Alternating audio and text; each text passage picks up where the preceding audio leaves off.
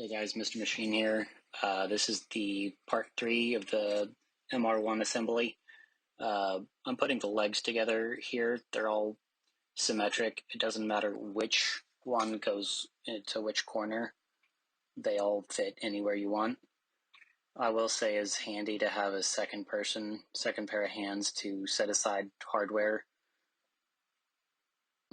In this clip, I'm using an impact drill with the correct sized Allen key. I didn't need a backup wrench because the impact gets it tight on the first try. It went together pretty smoothly. There was really no hiccups or any way you could go wrong with installing it this way. Next, I'm installing the leveling foot kit. Highly suggested. Makes the whole kit level a lot faster than just using shims. These are also symmetric. Make sure that you watch the instruction manual and how it goes on.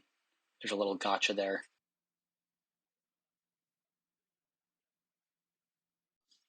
Next, you're going to level the mill. This is not the final resting spot where I'm going to keep my mill, so I don't really even think I needed to do this step. I just wanted to work with something relatively flat. It's not vital until it's in the right position. Alright, so here's our O-rings. Here's the through connectors. So 1, 2, that goes... Oh, those don't go on one-handed.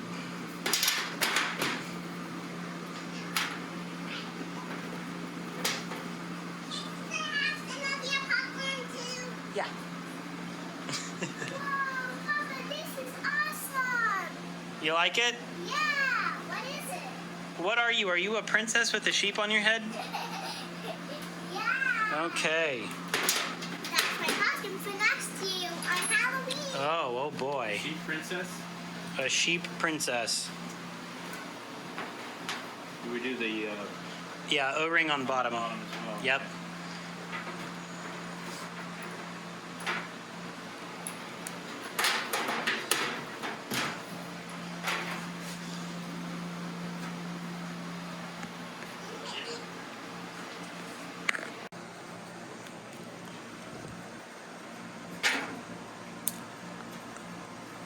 Gasket. Manpower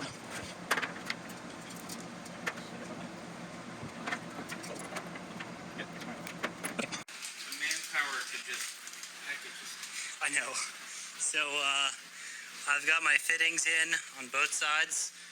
There's the fitting, there's a gasket, and then on the underside is another gasket, and then the thin 5/8, I think it's 5/8 nut on both ends.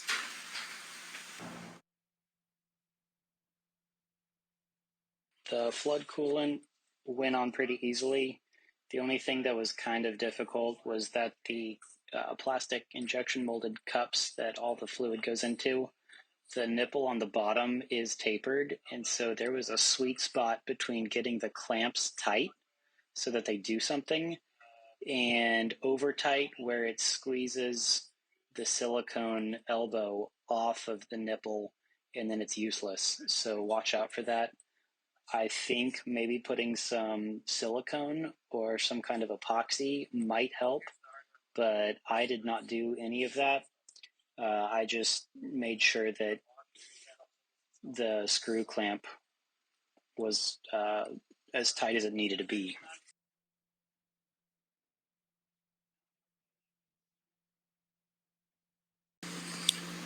All right, so here we are so far in the build process.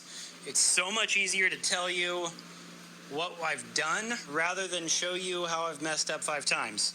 So we've got our flood coolant drain system hooked up. I've got the hose clamps put on, hose clamp, all the way around. And then this, the Y-axis rails, they're just floating in here.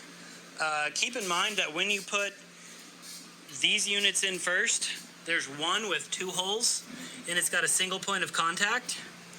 And then this one has 2 points of contact, there and there. All right, so orient that correct so that the 2 holes goes to the back of the machine. Next, you want to make sure that the y-axis rails have the big machine pocket up front compared to back here with the tiny pocket. So the screws, I've got all the screws mounted. I tightened each one individually and then backed it off a half turn because the instructions say to leave it a little bit loose for adjustment. One thing I want to talk about real quick, make sure that the big milled slot goes in the front of the machine.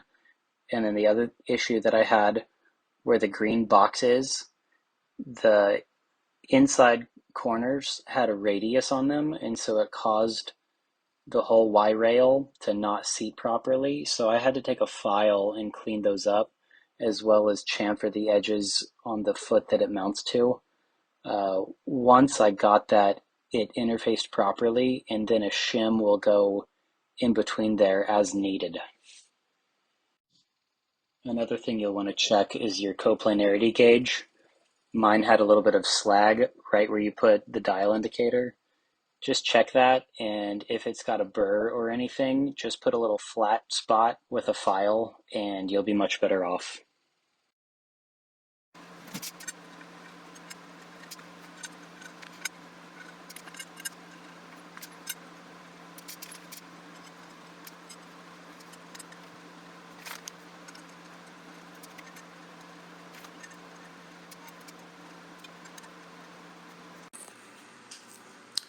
Here we are. MR1 build is the MR.5 because it's only halfway done. I am just about to pour concrete. I just want to talk real quick about everything that I've done up to this point. So far, it took about 6 hours yesterday to get to where I am. Why am I talking with my hands? So, got the legs on, got the drain tube in, got it taped up. Same thing here. The rails, I don't know how many times this is going to show up in the video, but make sure that you put this on right. You've got a front stiffener and a rear stiffener. The rear stiffener has holes. The front does not. These need to be on this side of you. See how you have the weld right here? That goes towards you. Same thing on the back. It's the opposite on the back. It goes away from you. Next thing is you have a big milled pocket here and a short milled pocket here. Make sure that the short goes to the rear. If you do it backwards, bad things will happen. Before you pour the concrete, you also have to get this relatively in the center of the chip tray. This is 8.3 inches from the lip to here. I actually have mine at 8 1/4. It's plus or minus 1/16 from 0.3, so it should work. This is 3 3/8. 3 3/8. Same thing on the other side. And then my coplanarity check from this corner to that corner and vice versa is only off by 5, it's about 4 thou. I had that dialed in earlier, but because I moved it from the center of the garage to the corner. Now there's a huge pack of shims. This can all be fixed after the fact. What is most important is that this is at the center, left to right, and 8.3 from the front edge of the chip tray. Another thing that I'll point out, I'm a kind of a skinny dude. I have enough room back here to walk behind the machine. The controller is going to sit on this leg, and you really want to be able to access it after you add 400 pounds of concrete. So do yourself a favor, offset this from the wall a little bit, that way you can access it. If not, you're probably going to have a bad day. Oh, and then the other measurement 34 inches from this inside lip to this inside lip, all the way down. If you don't have 34, then this right here won't interface in the pocket where it needs to be when you go to install this. So those are 34, and then from outside corner to outside corner, 49 and a half. Same thing here, 49 and a half plus or minus a 16th. So this is 49 and a half, that's 49 and a half plus a tiny bit.